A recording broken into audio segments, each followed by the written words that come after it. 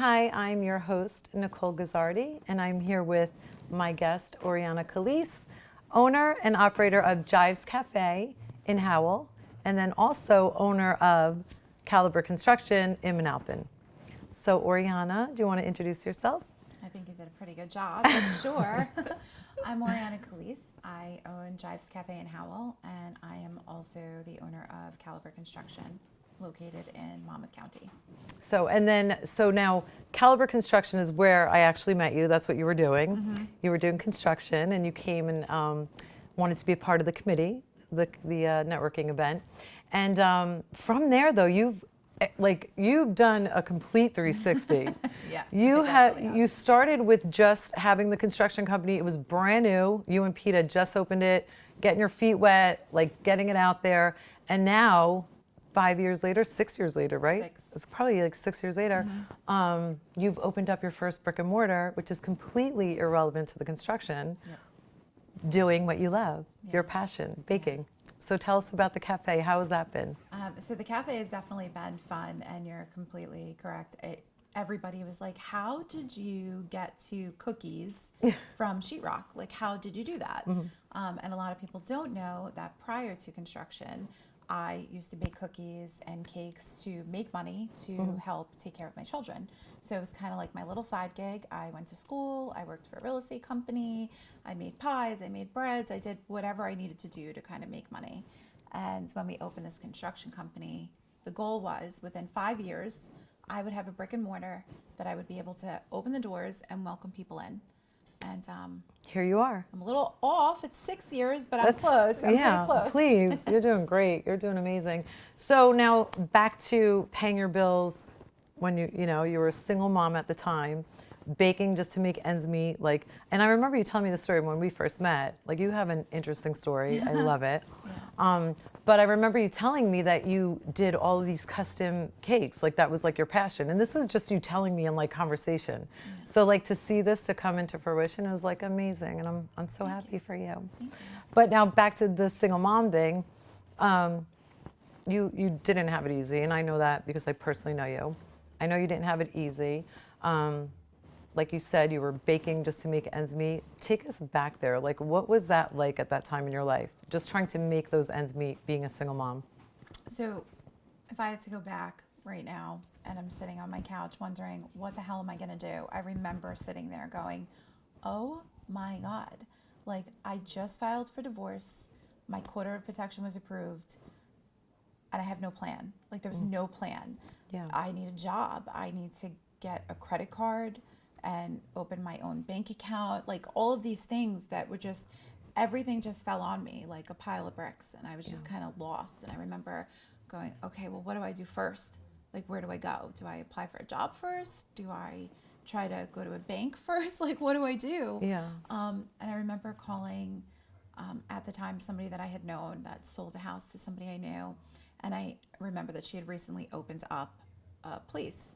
So I called and I was asking oh, are you guys hiring, or where do I go for a job? And she had offered me part-time work, and I started the week after, which was kind of crazy. It was just, everything just moved so fast. And I know people are always very scared to make the move because they don't know how they're going to figure it out, or they don't know the next steps. Yeah. But when you make the move, you figure it out. Just make the move. When you're in a corner, you figure out how to make something work. Yeah.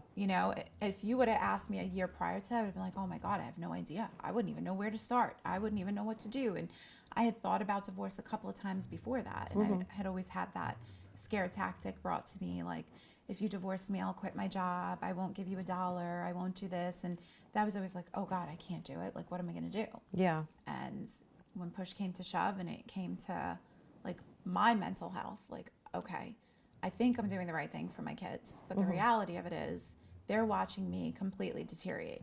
I'm not myself. I'm not happy. Yeah. I'm losing weight. I'm not taking care of myself. I'm miserable.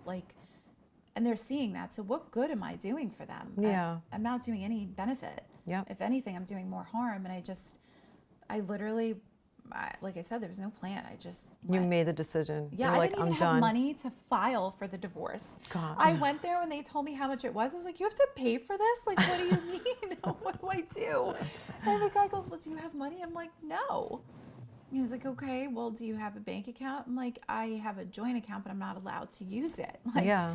and You he's don't like, want "What him do you-" knowing either. Yeah. And he's like, what do you mean you're not allowed to use it? And when I told him my situation, he's like, okay, so you have to fill out this form. And the form was that I didn't have the money to do it. And Yeah. just by filling out that form, I was able to file for divorce and get the quarter of protection. And then when I went home, I called somebody, how do I pay somebody to serve this? Yeah. And it turned out somebody I knew a process server that they were going to do it for free. Oh my God, And see? You put it out there and it came to you. Everything worked. And Yeah. it doesn't always work like that for everybody. So I don't want to give anybody false hope because, Yeah. like, It takes work. It's not, hard. yeah. It's hard. And it's not always going to be so easy peasy. And I had a lot of bumps in the road. So, like, yes, well, the beginning, getting the ball rolling, everything seemed to work out. Once it started working out, life went insane. Yeah. Life went insane, you know, and then at that point, it was just, what do I do? Yeah. So now you're divorced. You have 3 children at the time. I had 4. 4 children I at the had 4 time. children. Why the heck? Who am I missing? Who the heck? Christian, my husband. So you have your 4 children. I'm sorry. So you have your 4 children. You're out of the house, correct? You Yeah. took them out. You So went it was in and fast lived. forward like a year, but during this time while I was in the house was in his name. Everything was in his name. He had bought it previously to us being married, even though we were together. And New York State law is pretty crappy, and it is what it is. Yeah. But you know, during that time, he had like disappeared with my kids, and there was so much that had happened, and he refused to take a drug test. And he failed drug tests, and so many court dates, and it was just complete craziness. The amount of mental exhaustion that just me and the kids had at the time. I'm not even really sure how we're even here right now. Wow. Honestly, like when I look at our lives now, I'm like, yeah, it gets a little annoying and, you know, life is stressful. But then I'm like, wait a second, like we live in a house that my name is on, and I'm going to open the doors to my place. My name is on it. Yeah. I have a bank account. I have Then credit. you can use the money. You I could can take use the the money money. out. Yeah. If I want to go buy something, I can. I don't Yeah. have to ask permission to throw my kids a birthday party. I don't Wow. have to ask permission to, like, the kids need school supplies. Hey, if I do something for you, will you give me $100? Like, I don't have to do any of that. Yeah. You know, if You anything, call the shots. I call the shots. And my husband now is like, I know you've been through the ringer. So, like, honestly, you Do tell you? me and enjoy, you Yeah. know? And, Yeah. and it's nice to have that. But if I look back at everything that we went through, like the fact that my kids are even okay Really? right now is just Well, they had a strong amazing. mom. Like, think about it. You are a strong mom. And not only are you a strong mom for them, but you were raised in a situation, like, if we can talk about that too, like your upbringing, you know, you had a great mother, I'm sure, but she also struggled. She had her own issues. You were raised by your grandmother, correct? Yeah. So talk a little bit about even, you know, you not wanting to, I guess, continue that cycle. Yeah. You know, I see so many people, and it's so sad because you only know what is in your surroundings. So if you're around somebody abusive, you think that's okay. If you're around somebody that's super happy and then you meet somebody that's mad, you're like, wait a second, that's not okay. Like, it's really what is in your environment. Yeah. And for me, you know, my mom's mom is the one that took care of me. My dad at the time was remarried, had another kid, and whether he tried his best or not at the time, like, we have a great relationship now. But, you know, my mom had a drug problem. Yeah. And unfortunately, she was the best person with the best personality, but she also continued to live in a cycle. You know, like, my grandmother was not in the greatest relationship, and there was a lot of issues there. Yeah. There was a lot of alcohol involved, and my mom continued that cycle. And I thought that I was changing it for me. You know, I met a man that was much older than me, and I was very, very young. And at the time, for me, that's kind of what I needed. Yeah. I needed somebody that was going to give me rules and boundaries because I was still a child. I was 16, and I think he was 21. But that's what my soul craved. Yeah. I needed somebody to tell me, like, no, you're not doing that. You need to be home by a certain time. So at the time, that was normal for me. Yeah. I was like, this is great. This Yeah. is so great. Until I had kids of my own. And then I started you know, going on play dates with my kids. And I'm like, wow, you're allowed to do that? Like, what, you're going out to eat, like, with your friends? You, like, that's Wow. cool? Like, Yeah. wait a second. And it sounds so silly, but what I've seen on TV was not my life. But then when I saw that, wait, it is real life for some people, just It could not me. happen. Yeah. What's going on?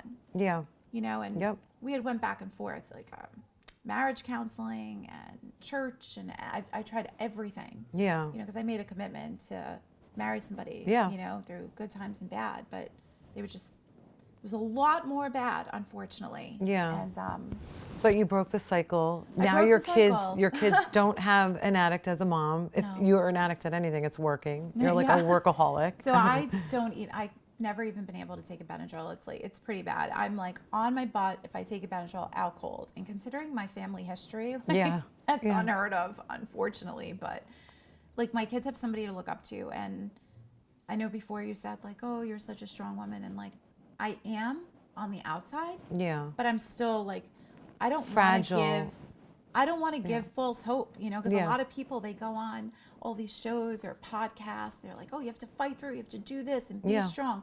But nobody's honest about the fact that, like, yes, I'm strong because I have to be. Yeah. But deep down inside, like, I cry in my closet more than anybody will I know ever your know. closet. My I know the closet. spot in your closet. Like, I am, like, still deep down inside, like, unfortunately, as much as I want to say I'm a strong woman, I am very broken inside. And I know? hate hearing that, but you know it's what? the truth. And it's true because you've had so much that has happened to you in the past and Right. things that have out of your control that you've been like struggling with. But the one thing I know to be true is that you don't always have to be broken, and you are working on yourself. And I try. see, I try. like, and the thing is, we're never going to be perfect. We're going to have our moments. There's going to be the pity parties. For women, I think it's once a month. Like, you know, we get For me, I emotional. think it's more. Okay. Yeah. But, you know, like you can give yourself like the room to cry and vent and be upset and hurt. But at the same time, like you also are working on yourself. Like I've seen you do literally from the day we met to now, you are a completely different person. Thank you. And you do say that you've worked on yourself, and that's so important because it could happen. You just Right. have to put the You have work to in. try. You have to try. And people laughed at me with some of the things I tried, and some of the things I don't even know actually worked. But sometimes you just have to throw spaghetti at the wall and just See if it sticks. and just try something, you know? Yeah, no, see if it sticks. Again, I'm a firm believer, but like you said, try, put in the effort. When you do try, you see things start to shift. So we do have to pay some bills. We are going to take a quick break, but when we get back, we're going to talk to Oriana about how she battled and overcame breast cancer. So. The best cookie, cake, and sugar artists teaming up to deliver a dazzling winter wonderland holiday creations. The ultimate battle for seasonal supremacy. All new Holiday Wars, Sunday night at 9.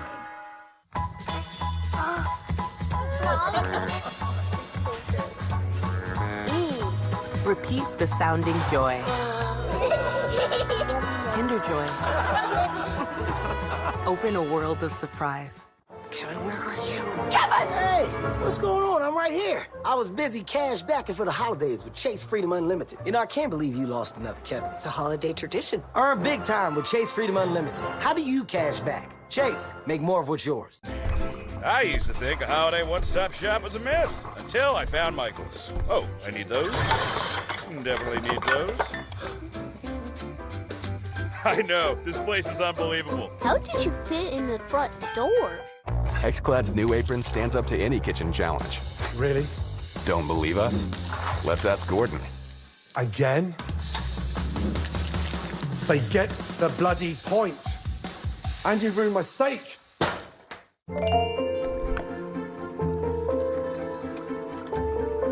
Abuela explained how the magic gave life to the family's house, casita. Discover imagination with Tony's.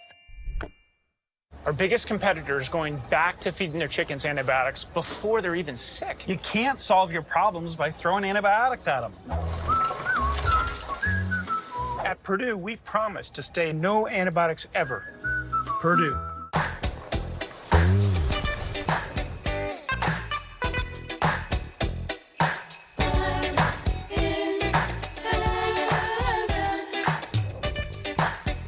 goods. Go gifting. Go finding. The holidays could always use more Ghirardelli peppermint bark. More sweaters that hit the mark. More drinks with festive sparks. Because this season, there's no such thing as too much. Ghirardelli peppermint bark adds just the right touch.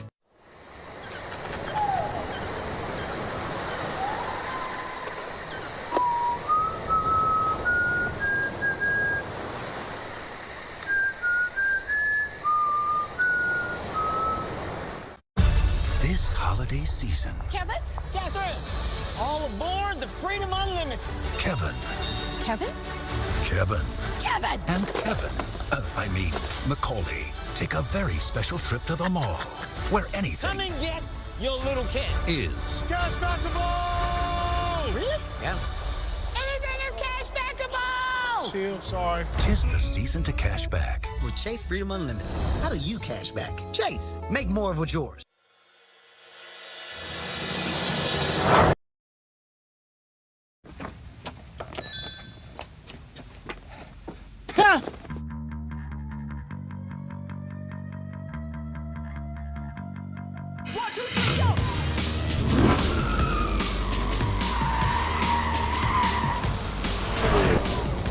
We follow pizza drivers, make sure the customers get a Pepsi. Is that legal? That's a gray area. Pizza guy! Pepsi guy. Can you back off? Yep. To enhance your pizza's flavor. You want to give it a taste? Well,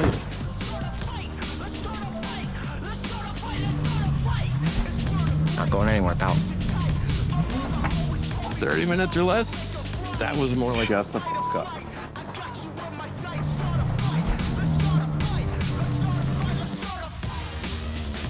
Are they usually naked? You'd be surprised.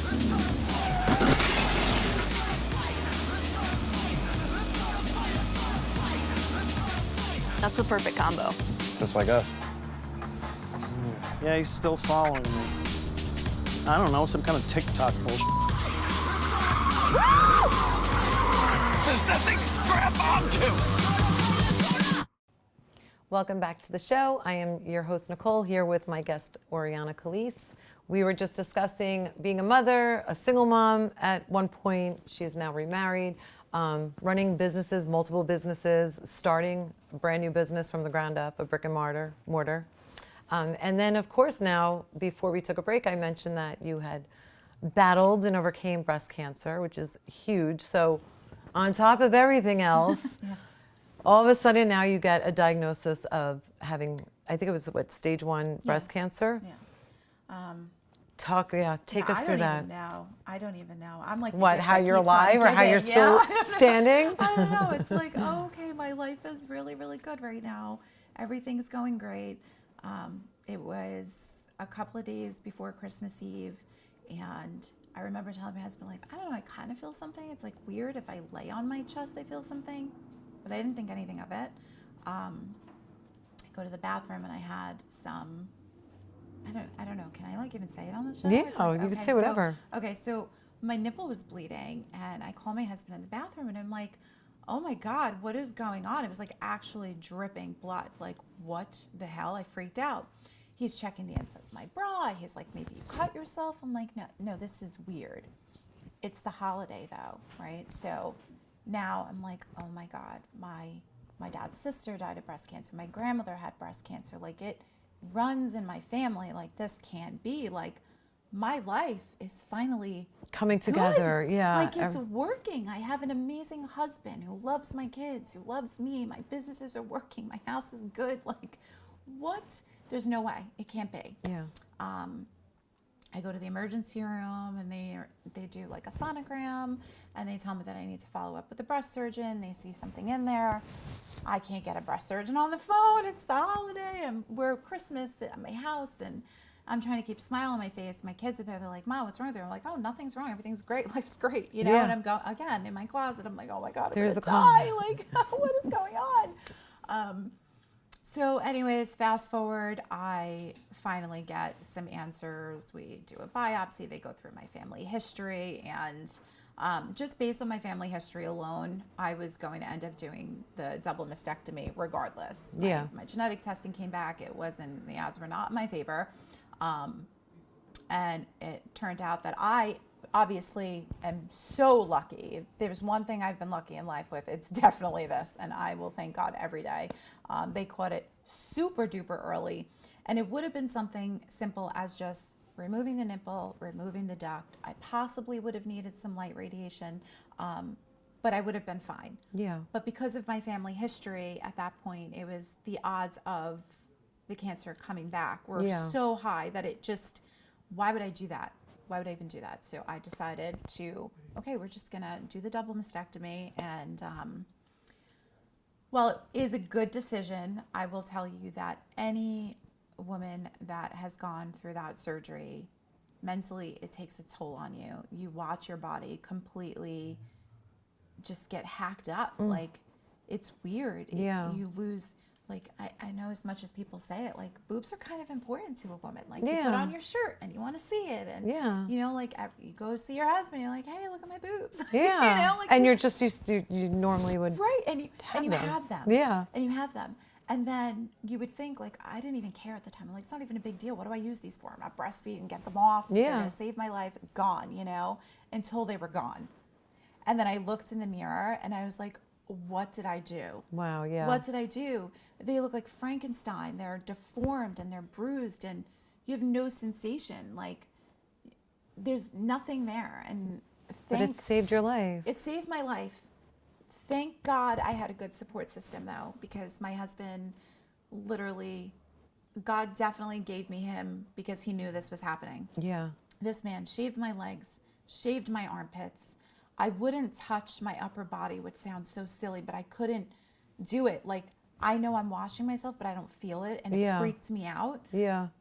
Washed my body, helped me do my hair. Was running the businesses running even. the businesses. Like, and the kids. Just everything and anything. And as much as sometimes I want to strangle him, I definitely would have never been able to make it through that time in my life without him. Like, him telling me that I look beautiful. I'm like, are you crazy? I have tubes coming out my sides. I have balls of blood. Like, I don't look beautiful. I look crazy. No, but he always looks at you as beautiful. No, so, I know. Yeah. And that helped. So the women that have to go through that alone, and I always say this, like, everybody's like, oh my God, you beat it. I didn't beat anything. I was lucky. I was fortunate. There are women out there that are real warriors, like and chemo and radiation and by themselves and a crappy husband or bad marriage, and they're still going through that. That is a warrior. That is beating the odds to me. Well, I just happen to be a fortunate person. Yeah, I get that, but you know, it does take a lot of strength too, because some people would just kind of crumble, and you didn't. You were like, I need to handle this. It is what it is, you know. So you have to give yourself a pat on the back for that.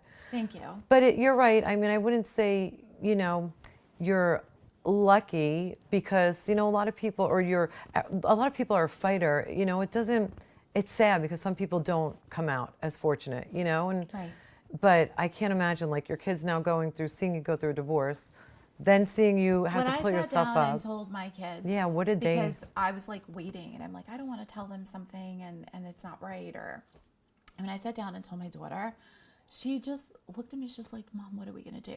Oh, you know, like, I was like, I don't know. She's honestly. so sweet. And I just remember crying, like I was terrified. But I told her, like, everything's gonna be fine. Everything's gonna be good. Again, pretending I'm stronger than what I was. Yeah. But behind closed doors, I had my funeral planned out. I had a letter drawn up of, you know, what my kids needed to do, and like what my cousin needed to do to help Peter, and what Peter would be expected to do. And like, I wrote a letter to him, like, if I die, like, it's going to be totally okay for you to find a new woman that's going to love my kids as much as I do. And like, I had all of this stuff planned, but on the outside to everybody, I was like, oh my God, this is going to be totally fine. Yeah. Because I didn't know if everything was going to be fine until 4 weeks after the mastectomy, because it was during COVID. So all the tissues that were being tested, everything was backlogged, backordered, whatever you call it. Yeah. So normally you get results in a week. I waited 4 weeks. So for 4 weeks I'm recovering, but I have no idea what your future is like. I had no idea if I was even going to have one. Yeah. Thank God we got amazing results on my daughter's birthday. So that was like, but I had no She idea. knew it. She said she did. She knew. But you know, and you just brought up a point. You went through all of this during COVID. Yeah. So when you actually got diagnosed, I was by your myself. husband wasn't even allowed to be in the room. Yeah. When you had to go through all of these surgeries, you had. By myself. I can't believe it. I remember kissing him and going to the back to the OR, and he's like, "You're gonna be okay." I'm like, "I don't know. I don't know." But and you are I was on okay. FaceTime with him, like, "What are we gonna do?" And I remember him bringing me to the doctor, and he was like, "You're gonna come out. They're gonna tell you're fine. You have nothing wrong." And I came out, and I couldn't even see the parking lot. And he's like, "What's wrong?" And I was like, "You were fucking wrong." Oh my God! This is yeah. not good. Yeah, I remember. This yeah. is not good. And it was just, it was a mess. But God, I can't imagine it, you know, being easy. I went through it with my mom, as you know, and I was 5 when she was diagnosed with cancer, all the way up until 13. So as the child, seeing your mother, like your mom of all people, the one that is supposed to be around forever, take care of you, watching her in a hospital and seeing her fighting for her life. And in my case, my mom lost her hair. Like, as a young child, to see your mom who you look up to, like, this is, the woman that's going to be around forever, it can't be easy for them. So, like, even them, they've been through so much, and they're all such good kids. Thank you. So now, though, fast forward, you have a booming, Jives Cafe is booming. It's like a booming business, started from the ground up, started with minimal, like you even say, like, I had nothing in my bank account when I just decided. I just saw a space. I was like, that's it. And that's exactly what we did. Like, tell everybody how you actually started Jives. Oh man, I think you were at like a dance class. I hosted a Zumba class, so I get some women together every now and then, and I'll try to find a space that we can go and enjoy each other's company. And we have to do that again, by the way. We haven't I done that in a while. I'll have to get it back together. But I had Gina from Ignite. I reached out to her. She's like, "Yeah, everybody come in." So we're in there. She's like, "We need a coffee shop in Howell." And I'm like, "Oh my God, I've always wanted to open one." And this is after the whole cancer deal, and I'm, everything's getting back together, and I go and I'm looking through the window. I take the number down. I reach out to the guy, and then I text her like 2 weeks later. I'm like, "I'm picking up the key," and she's like, "What?" I'm like, "Yeah." And I tell my husband I'm signing a lease, and he's like, "For what?" I'm like, "My coffee shop." And he's like, "Now's not a good time." And I'm like, "It's never going to be a good time." Exactly. And it was not a good time when I got a divorce. And it was not a good time when we opened the construction company. It's not a good time when we bought the house. Like, it's as never long a as you good have that time. vision. But if you know you want something, Yes. just do it. Yeah. I didn't even have a waffle maker. Like that. We had our little meetings there. Yeah, I had nothing. So But you made it work. Everybody was asking, like, "What is this going to be?" And I'm like, "Whatever it's going to be, it's going to be. I don't know. We're going to sell coffee and maybe some food, maybe just cookies. I don't know. And fast forward, like, I have a 2-hour wait on the weekends to sit down. Yeah. Like, yeah.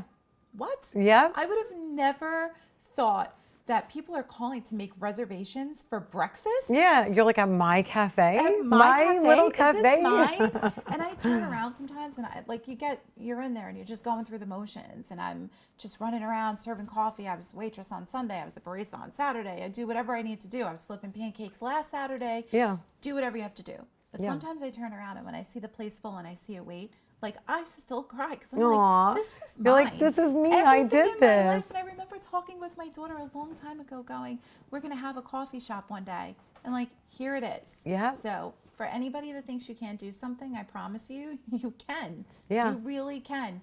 It's not easy, but you can do it. So, okay, so we're going to wrap it up in a few minutes, but let's end it with, what made you so resilient? What kept you focused, and what kept you motivated to just keep pushing through?